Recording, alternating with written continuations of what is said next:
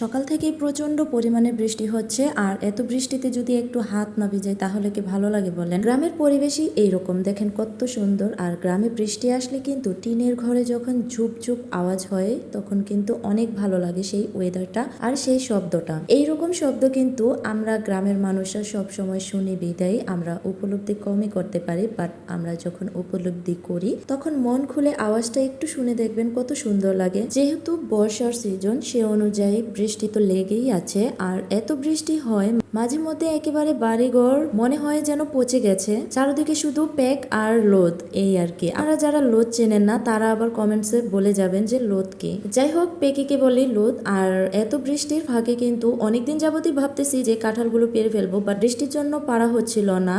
আর এই কাঁঠালের ভিডিওটা কিন্তু কিছুদিন আগে, এখনো আমাদের গাছে কাঁঠাল আছে, তবে এই ভিডিওটা কিছুদিন আগে মানে কয়েকদিন আগে। তো যাই হোক, তখন কিন্তু এই কাঁঠালগুলো পেকেছে। আর কাঁঠালগুলো বৃষ্টির মধ্যে যখন পারা সম্ভব হচ্ছিল না তখন এক সময় কাঁঠালগুলো গাছেই পেকে গেছে, আর পাকা কাঁঠালের গ্রানে বাড়ি ঘর একেবারে ভরে গেছে। তো সবাই আমরা ভাবতেছি যে এত গ্রান কোথা থেকে আসছে, তো কাঁঠাল যে পেকে গেছে এইটা কারো মাথায় ছিল না। তো যাই হোক, এক পর্যায়ে আমরা কাঁঠালটাকেই ভেবে নিলাম যে এইটার থেকেই গ্রান আসতেছে, তো আমরা কাঁঠালটা পেরে নিলাম। আর কাঁঠালে যখন হাত দিয়েছি পাড়ার জন্য তখনই কাঁঠাল একেবারে গলে যাচ্ছিল, মানে কাঁঠালের গায়ে আঙুল একেবারে ঢুকে যাচ্ছে। তো যাই হোক, তারপরে তো আমার বোনের ছেলেকে উঠিয়ে দিলাম গাছে আর কাঁঠাল পাড়ার জন্য, তখন সে পারতেছিল না। যাই হোক, একটা মইয়ের সাহায্য নিয়ে আমার মা এই কাঁঠালটা পেরে নিল।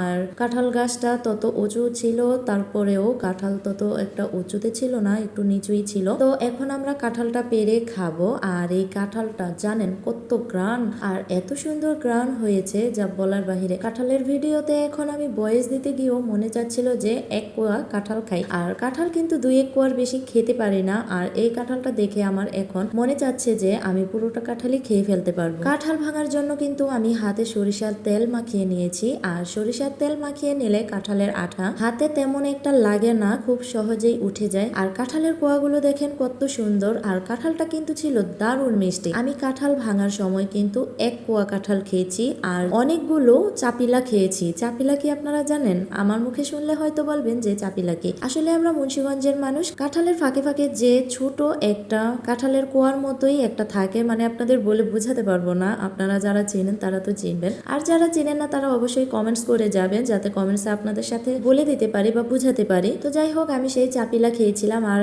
এতগুলো চাপিলা খেয়েছি যে আমার পেট ভর্তি হয়ে গিয়েছিল। আজকে অনেকদিন পরে এই ভিডিওটা শেয়ার করে দিলাম। আর ভিডিওটা কেমন লাগলো তা অবশ্যই কমেন্ট বক্সে জানাবেন, কিন্তু জানাতে ভুলবেন না। আর আমার কাছে তো ভিডিওটা খুবই ভালো লেগেছে, কেননা ভিডিওটা যখন আমি